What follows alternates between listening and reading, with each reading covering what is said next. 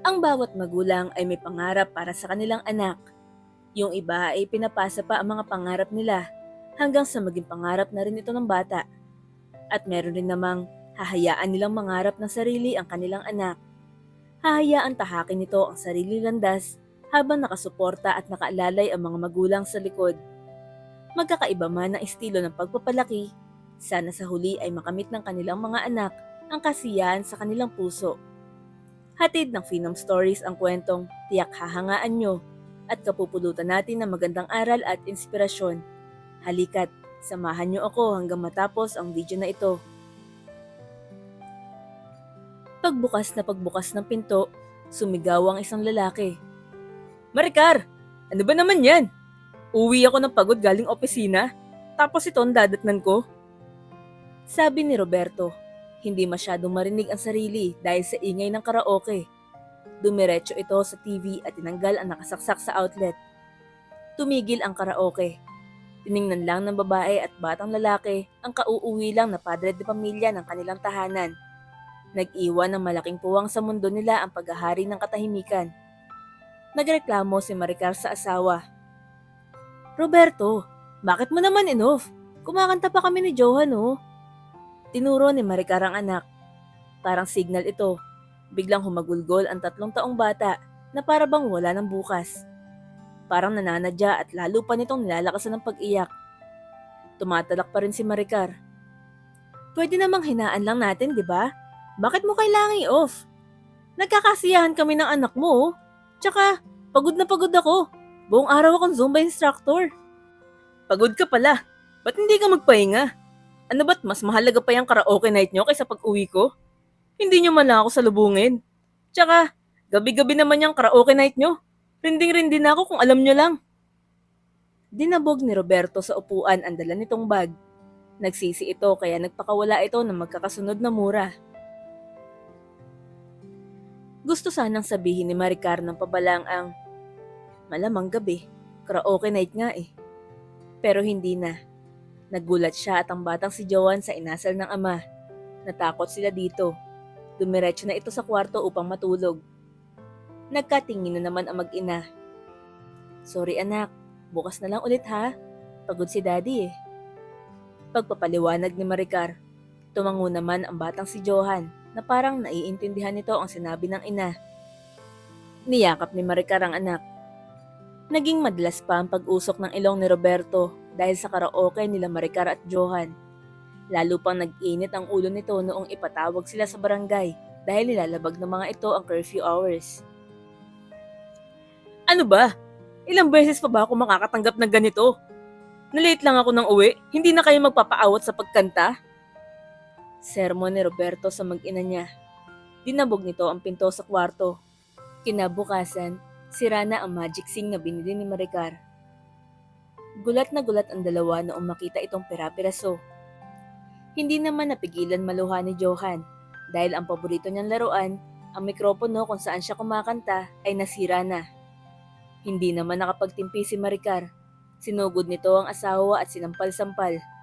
Nagsimula ang malaking away sa pagitan ng dalawa. Nagsasakitan ng mga ito, kalmot, tulakan at iba pa. Tumigil lang ang dalawa noong umiiyak na sa pinto ng kwarto nila si Johan. Ang yung bahay to, walang kwenta.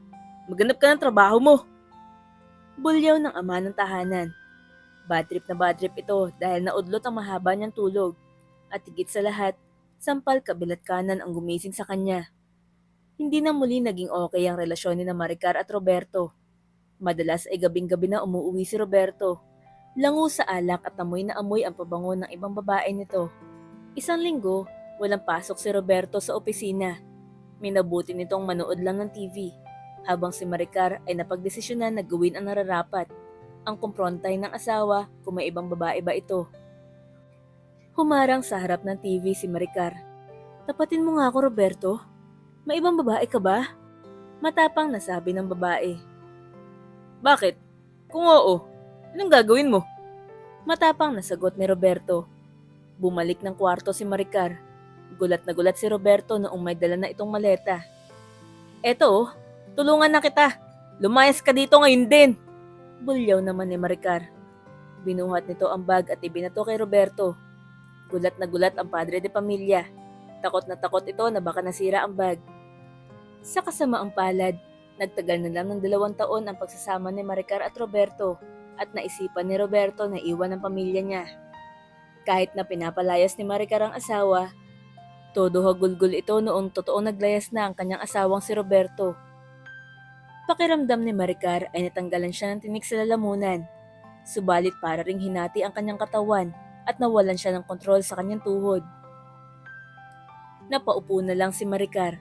Umahagulgol ito dahil hindi niya akalain na talagang gagawin ito ni Roberto. Ang iwan sila ng tuluyan. Lumapit si Johan upang yakapin ng inang si Maricar. Dali-daling ibinalik din ito ang mahigpit na yakap ng anak. Hindi agad nakarecover si Maricar dahil sa pagkawala ng kanyang asawang si Roberto.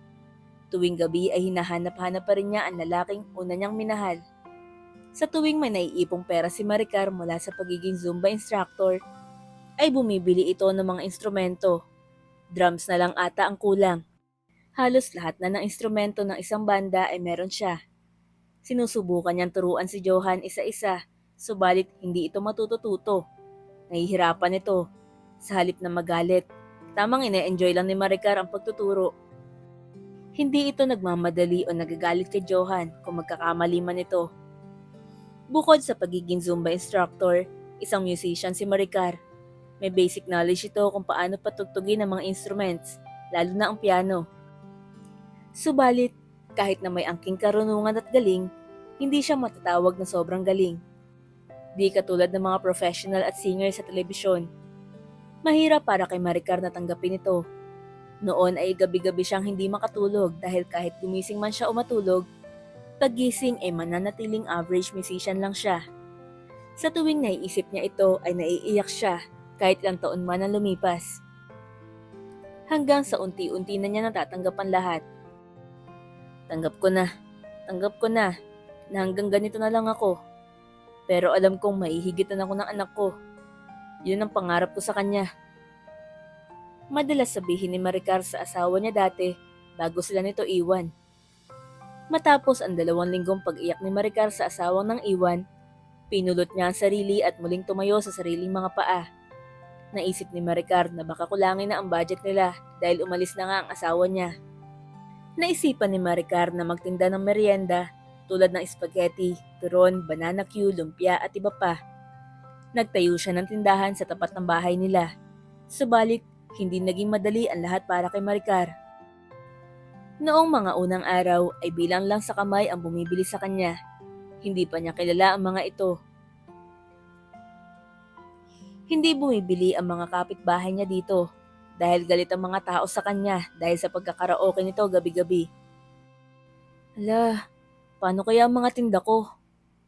Nalungkot si Maricar kasi alam niyang malulugi na siya. Niyakap naman siya ni Johan. Mami, sobrang sarap po ng merienda na tinda niyo. Wag po kayong titigil sa pagtitinda, Mami. Nakangiting sabi ni Johan sa kanyang ina. Ngumiti rin si Maricar. Oo anak, naniniwala akong bibili din sila kapag natikman na nila ang tinda natin. Noong pangalawang araw ay may mga bumili ng kapitbahay niya. Ilan sa mga nakabili na sa merienda ni Maricar ay tuwang-tuwa dahil sa sulit at masarap daw ito. Naging suki niya agad ang mga ito. Madalas pang mag-alok ang mga ito sa mga kapitbahay pa nila. Naging palakaibigan din si Maricar. Kailangan niya makilhalubilo at makisalamuha sa mga kapitbahay niya. Hanggang sa hindi na niya kailangan magpanggap. Naging okay na silang lahat. Minsan pa tuwing linggo ay nagpapasumba ito sa harap ng bahay niya, kung saan dinaluhan naman ng maraming matatanda at mga nanay na gusto mag-ehersisyo. Humingi rin siya ng mga tawad sa mga ito. Nagawa ko yun dahil yung anak ko, gusto ko kasi siyang maging musikero. Kaya patawarin niyo sana ang pagkanta namin gabi-gabi kahit lagpas na ng curfew hours. Nakayuko si Maricar at Johan. Samot-saring, okay lang yan, walang abala. At wag mo nang isipan pa. Ang natanggap ni Maricar at Johan. Dahil dyan, libre na ang palamig ko ngayong araw. Nagbunyi ang lahat dahil gustong-gusto nila ang palamig ni Maricar. Lalo pang lumakas ang tinda ni Maricar. Kahit na 3 oras lang siya nagbubukas, Palagi naman agad nauubos ang merienda niya. Noong una ay sila lang dalawa ni Johan ang nag-aasikaso ng lahat. Subalit, naisipan ni Maricar na kumuha ng isa pang tutulong sa kanilang mag-ina. Okay na okay, Mami, yung meriendahan niyo po ah. Abutenga ang ngiti ni Johan. Kaya nga anak, mabuti naging kaayos na natin yung mga kapitbahay natin. Natatawang sabi ni Maricar. Ha? Bakit po, Mami? Ano po ba nangyari? Ha? Wala. Basta mahabang storya. Bawal sa tenga ng bata. Panunokso ni Maricar. Nagulat itong hindi niya alam na galit ang mga ito sa kanya. Nagpatuloy pa ang karaoke night ni Maricar at Johan. Subalit mahina na lang ang volume upang hindi masira ang nabuo niyang pakikisama sa mga tao. Noong isang gabi, humingi ng tawad si Maricar kay Johan. Kinausap niya ito ng masinsinan. Tinatanong kung ano ang gusto nito paglaki. Anak, patawarin mo ang mami ha. Umalis si daddy mo dahil sa akin. Hawak-hawak ni Maricar ang kamay ng bata. Ngumiti naman ang bata. Wala po yun, Mami. Gusto na niya talaga umalis dito noon pa man. Sabi ng 5 taong bata. Malungkot pa rin ito kahit 2 linggo na ang nakalipas. Mahigpit na niyakap ni Maricar ang anak. Ma'am, pwede po ba kayo magkwento? Ano po kayo ni Daddy bago po ako mabuo? Nagulat si Maricar sa tanong ng anak. Hindi niya alam ang sasabihin dito. Nag-isip mabuti ang nanay kung ano ba ang isasagot sa tanong. Huminga ng malalim si Maricar. Sabay sinagot ng isa pang kwento ang tanong ng anak niya. Alam mo ba, noong panahon pa ng kopong-kopong, nasa sinapupunan pa lang kita. Nag-decide na kami kung magiging ano ka paglaki mo. Nakangiti si Maricar. Inaalala ang matagal nang nawala. Tapos, gusto ng daddy mong maging doktor ka, or engineer, o di kaya architect. Basta yung maipagmamalaki niya sa mga kaibigan at tropa niya. Nako, ang gusto ko naman ay maging musikero ka. Kaya palagi namin pinag-aawayan to. Natatawang kwento ni Maricar. Nakita naman niyang naguguluhan ang anak niya. Kaya ipinagpatuloy pa niya ang kwento. Ganito kasi yun anak. Gusto kanya maging engineer o kung ano man. Dahil ito ang gusto niya para sa sarili niya. Kaso, dala ng hirap ng buhay, nabigong maabot ito ng daddy mo. Ewan ko ba sa kanya? Sabi ko sa kanya, subukan niya ulit. Pero ayaw na niyang sumubok. Ganun din sa akin. Pangarap kong maging musikero. Kaso, hindi madaling tuparin ang pangarap na yon. Higit sa lahat, magastos ang mabigo. Nalungkot si Maricar. Pero sinubukang ngumiti noong humarap na sa anak. Pero anak, kung ano ang gusto mong maging, kung ano ang gusto mong kamitin at abutin sa buhay, susuportahan kita 100%. Pangako yan anak. Hindi dapat pinapasa o ipinipilit ng magulang ang pangarap niya sa kanyang anak. Abutenga ang ngiti nito. Ngumiti na rin si Johan. Hinihigpitan pa ang yakap sa ina. Ano ba ang gusto mo maging paglaki mo anak? Tanong pa ng ina. Maging musikero po. Nakangiting abutenga nitong binanggit. Ayan ang anak ko. Apir. Sabi ni Maricar. Nag-apir sila. Matapos ang ilang sandali, muling nagsalita si Johan. Mami, may ipagtatapat po sana ako sa inyo. Nakatungong sabi ni Johan. Ha? Ano yun anak? Bakit ka malungkot? Hala, bakit ka umiiyak?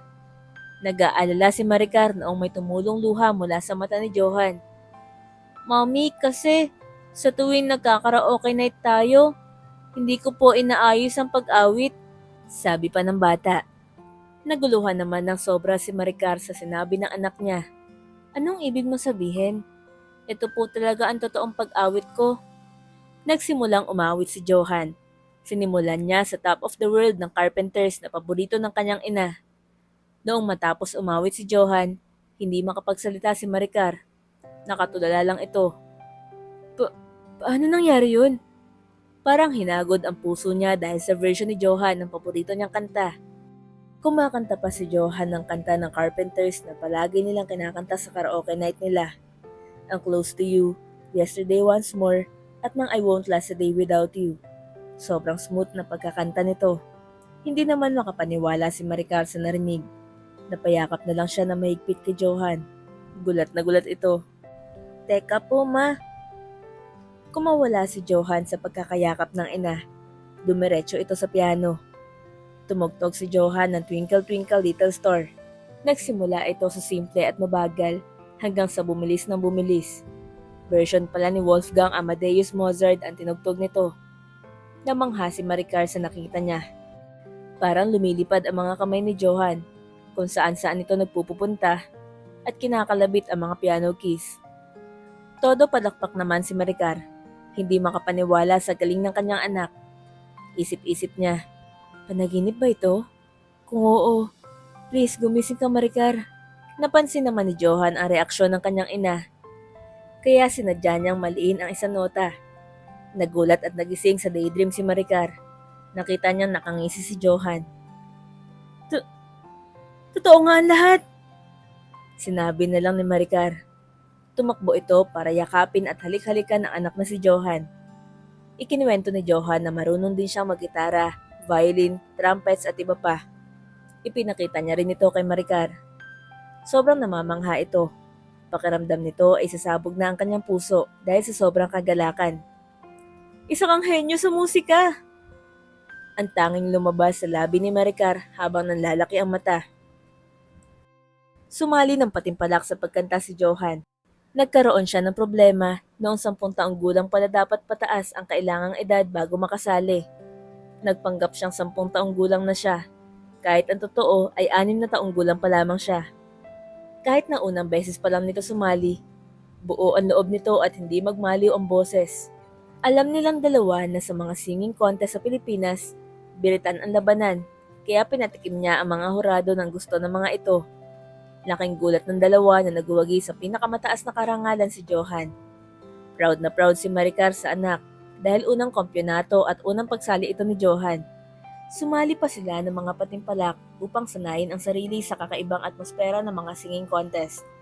Sumali pa ng sumali at patuloy lang ang pagsasanay ni Johan at Maricar. Walang palyang nakukuha ni Johan palagi ang pinakamataas na karangalan sa patimpalak. Halos kilala na sa buong probinsya nila ang husay ni Johan sa pagkanta. Umaani ng palakpakan sa tuwing matatapos ang pag-awit at meron pang mga tao na nagpapapicture sa bata. Isang araw, habang nagko-computer si Maricar ay may nakita itong international singing contest na gaganapin sa Tokyo, Japan. Sinabi agad ni Maricar kay Johan ang tungkol sa patimpalak. Johan, gusto mo bang sumali tayo dito? Pinakita ni Maricar ang nasa screen. Tokyo Singing Contest po? Sasali po tayo yan, Mami? Oo, anak. Kaso, kailangan muna natin ng budget. Hindi yata sasapat ang naipon natin sa bangko. Malungkot na sabi ni Maricar. Saan po tayo pwedeng makahingi ng tulong po? Tanong ni Johan sa ina. Try natin lumapit sa mayor ng bayan natin. Pwede rin tayo magpunta ng Maynila. Subukan nating humingi ng tulong at kumausap ng mga politiko doon. Tiyak na may tutulong sa atin doon. Masiglang sabi ni Maricar. Kinabukasan din agad ay nagpunta sila ng munisipyo upang kumausap ng taong makakatulong sa kanila. 3 oras na silang naghihintay doon. Naghihintay na makausap si Mayor dahil ang sabi ay nasa meeting lang daw ito at kakausapin agad sila pagkatapos. Bago sumapit ang ika-4 na oras ng paghihintay nila, ay may lumapit na lalaki sa mag-ina. Miss, sorry. May urgent na pupuntahan si Mayor. Emergency lang. Pasensya na raw po. Sabi na nakaputing polo na lalaki. Ha? Matapos kami mag-antay ng 4 na oras dito? Ganun na lang yun? Tumaas ang boses ni Maricar. Natakot naman si Johan sa ina. Agad niya itong inawat. Mi, tara na po. Uwi na po tayo. Pagmamakaawa ni Johan. Nagsalita naman ang lalaking nakaputing polo. Sorry po talaga, miss. Nalungkot naman si Maricar noong makita ang malungkot na mukha ng anak. Huminga siya ng malalim at nag-isip. Pakisabi na lang kay Mayor, hindi namin kailangan ng tulong niya. Huwag niyang kukuhain ng credit kapag nanalo itong anak ko. Kalmado pero galit na sabi ni Maricar. Padabog na naglakad palabas ng munisipyo ang dalawa. Mi, teka po. Pahinga po muna tayo. Sabi ng hingal na si Johan. Ay, sorry anak. Naiinis kasi ako. 4 na oras tayo naghintay doon. Nanlilisik pa rin ang mata ni Maricar na parang gusto nitong kumprontahin ang mayor. Pahinga na muna tayo doon sa upuan. Nang makaupo na sila, may narinig silang tumutunog na bell. Agad nilang hinanap ang pinagmumulan nito. Dali-dali sila nagpunta at umorder ng sorbetes. Hinaplos ang mukha nila ng payapang hangin habang nakaupo at kumakain ng ice cream. Nak, ano sa tingin mo? Punta ba tayo ng Maynila bukas? Hingi tayo ng tulong sa mayor doon? Pagtatanong ng ina. Hindi po kaya ganito rin ang mangyayari sa atin, Mommy? Baka paghintayin lang po ulit tayo doon? Tanong din ng anak. Oo nga eh, walang kasiguraduhan. Pero try natin? Sige po, Mommy. Kung sa tingin niyo po okay na idea siya. Nakangiting sabi ni Johan. Niyakap ni Maricar ang anak. Sa isip-isip niya, labi siya nagpapasalamat dito. Nagpahinga pa sila saglit bago magyayang umuwi si Johan. Kinabukasan ay nagpunta sila ng Maynila upang manghingi ng tulong. Sa kabutihang palad, 2 oras lang ang hinintay nila. Na-meet na nila ang mayor ng Maynila. Subalit, meron lamang daw siyang 5 minuto para sa kanila. Noong ipaliwanag ni Maricar ang sasalihang kompetisyon ni Johan, agad na pinatigil ito ng mayor. Sinabi nitong hindi daw ito tumutulong sa mga ganito dahil noon daw ay niloko lang sila noong may magpanggap din na kaparehas na rason. Mukha po ba kaming manloloko para sa inyo? Sabi ni Maricar sa mayor. Tumaas bahagya ulit ang boses nito. Hindi, pero ayun nga, mahirap na matulungan kayo kasi hindi ko naman pera ito. Pera ng taong bayan ito. Kung ako sa inyo, ganito ang pinatigil ni Maricar ang mayor. Alam na namin, sabi ni Maricar. Tumayo na ang mag-ina at nagpaalam na dito. Kahit na naiinis si Maricar, humingi siya ng paumanhin sa anak niya dahil napunta sa wala ang pagsadya nila sa Maynila. Habang naglalakad papuntang bus, nakita ni Johan ang isang musikero sa kalsada. Nagbubasking ito. Tumutugtog dala ang gitara at kumakanta. May mga taong tumitigil upang makinig sa musikero, pero meron din namang hindi ito pinapansin. Matapos ang isang kanta, pumalakpak si Johan at naghulog ng 20 pesos sa guitar case noong musikero. Ngumiti at nagpasalamat ito kay Johan. Walang anuman po, ang galing niyo po sir, sabi ni Johan. Nakipagkwentuhan pa si Johan sa musikero. Nasa likod naman niya si Maricar. Natutuwa siyang marunong makipag-usap at makipagkapwa si Johan sa ibang tao. Higit sa lahat, magalang ito, lalo na sa pakikipag-usap nito sa kahit na sino man. Noong magpaalam na si Johan sa kausap, nagpunta sila sa sikat na fast food chain upang kumain dito. Habang kumakain, nagsalita si Johan. Mami, bakit kaya hindi po ako tumugtog sa kalsada tulad ni Manong doon? Gusto mo magbasking? Tumutugtog sa mga pampublikong lugar? Tanong ni Maricar sa anak. Tumango-tango si Johan. Sige, mabuti may dala tayong gitara dito. Opo ma, halika po. Pagkatapos nating kumain, gusto ko pong masubukan. Nasasabik na sabi ni Johan. Nagpunta sila sa luneta at humanap ng magandang espasyo upang magbasking. Nagpaalam sila sa guard at sinabing kumuha raw muna ng permit sa opisina. Noong maging okay na ang lahat, naglakad-lakad muna sila dito at sinuri kung saan ang magandang espasyo upang magbasking. Kahit walang speaker na dalang ikokonekta sa gitara, malinaw at malakas pa rin ang boses ni Johan. Noong makapili sila ng space, dali-dali nag-ayos si Johan. Inilabas ang gitara at binuksan ang guitar case upang dito maghuhulog ng pera ang mga tao. Medyo kinakabahan ang 6 na taong gulang na si Johan dahil ito ang kauna-unahang beses niyang gagawin ito.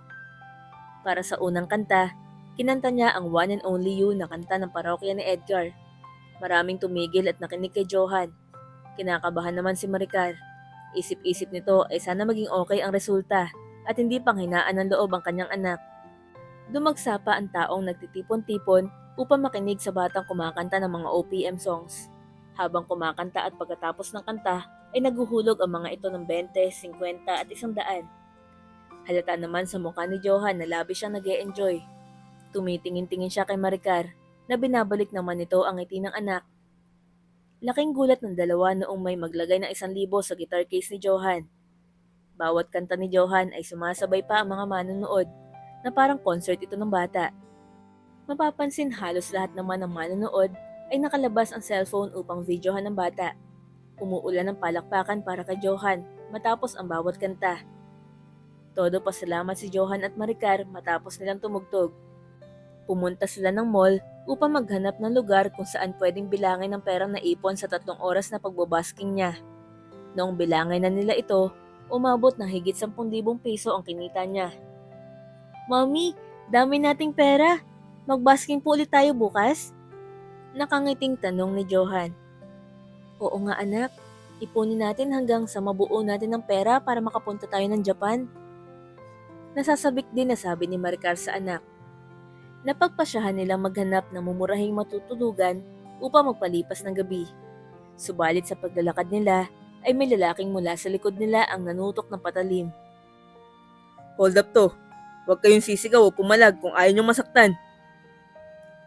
Sabi ng malaking boses sa kanilang likuran. Takot na takot ang dalawa. Gustong maiyak ni Johan pero mabilis siyang niyakap ni Maricar na parang sinabing okay lang ang lahat. Hindi sila nito sasaktan. Manong please, huwag niyo kaming sasaktan. Anong kailangan niyo? Tutulungan namin kayo. Huwag niyo lang kaming hold upin. Sabi ni Maricar. Halata ang takot sa boses nito. Huwag ka na magsalita. Ibigay niyo na lang ang pera niyo. Ngayon na. Sabi ng holdupper. Manong, tutulungan namin kayo. Pangako, tutulungan namin kayo sa kailangan niyo. Sinsero na sinabi ni Maricar. Ibinaba ng holdupper ang patalim na hawak. Nakayuko nitong sinabi na kailangan niya ng pera pambili ng gamot at pampa-ospital sa kanyang asawang may iniindang malubhang karamdaman. Ayaw ko man gawin to pero kailangan. Nakayukong sabi ng holdupper. Tinanggal nito ang bonnet at nakita nilang matanda na pala ito. Naawa naman na mag-ina sa matanda. Tumingin si Johan kay Maricar. Tumango lamang ito. Kinuha ni Johan ang tote bag sa loob ng bag niya at inabot ito sa matanda.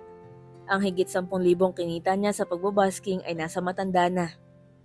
Pasensya na po kayo, ma'am, sir. Sobrang kailangan ko lang. Tumutulo na ang luha nito. Hinawakan sa braso ni Maricar ang matanda. Naiintindihan po namin kayo, sir. Pero please, huwag niyo na pong uulitin to. Baka malagay po sa peligro ang buhay niyo. Sabi ni Maricar. Opo, ma'am. Hinding-hindi ko na ho ito gagawin. Tumango naman ang dalawa. Bago umalis ay muli nagpasalamat ang matanda sa mag-ina. Sana po gumaling na si nanay. Nakangiting sabi ni Johan sa matanda. Kumaway lamang ito. Nakarating sina Johan at Maricar sa nakita nilang kwarto na tutulugan nila. Kahit na 1,000 na lang ang pera sa pitaka, na totoong budget nila para sa Maynila, ay hindi sila nang hinayang sa nawalang pera dahil alam nilang mas makakatulong ito sa taong nangangailangan. Kinabukasan sa parke, muling tutugtog si Johan. Subalit, laking gulat nilang mag-ina na marami naghihintay sa pagdating nila. Kilala silang dalawa ng mga taong nanunood. Isnisigaw ang pangalan ni Johan at marami rin nakikipag-usap kay Maricar. Yung iba ay nakikipag-picture kay Johan. Gulat na gulat ang mag-ina. Hindi nila alam kung bakit ganito ang nangyari. Hanggang sa ipaliwanag ng isa sa mga fans ni Johan. Ipinakita ng fan ang videos ni Johan na inaawit ang lahat ng paboritong OPM ng marami. Nakakuha ito ng 5 million views at 1 milyong reacts mula sa netizens. Kaya naman, dumog talaga ang mga tao dito sa Luneta. At kilalang kilala si Johan at ang kanyang ina na si Maricar.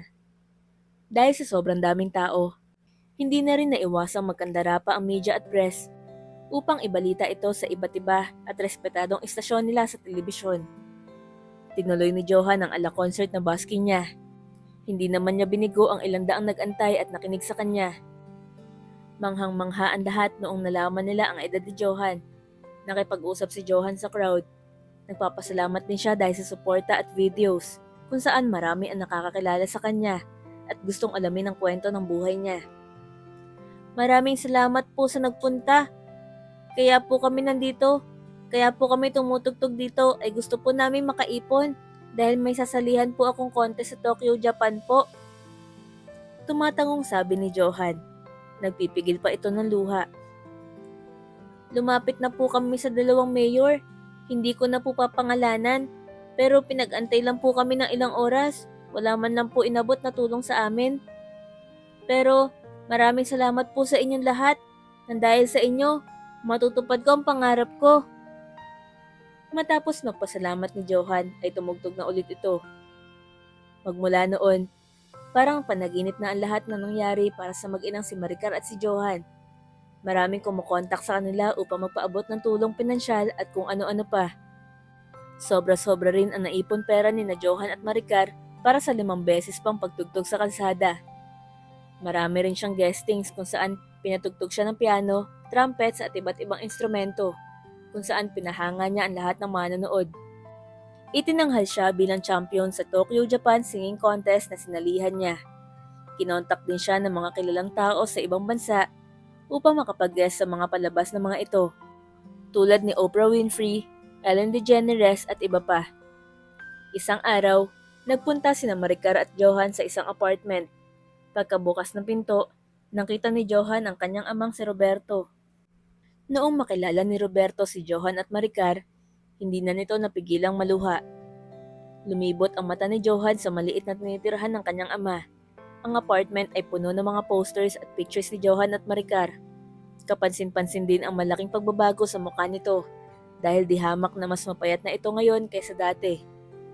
Niyakap naman agad ni Johan ang kanyang ama na sinundan din ng yakap ni Maricar. Daddy, balik ka na po. Okay na po ang buhay natin. Sabi ni Johan sa ama. Kailangan ni Johan ng isang ama at kailangan din kita. Sabi ni Maricar. Patawad dahil lumayas ako. Patawarin niyo ako, anak at asawa ko. Sabi naman ng humahagulgol na si Roberto. Matapos magkapatawaran ng tatlo, ay pumasok na sila sa maliit na apartment ni Roberto. Nabuo muli ang pamilya nila Johan, Maricar at Roberto.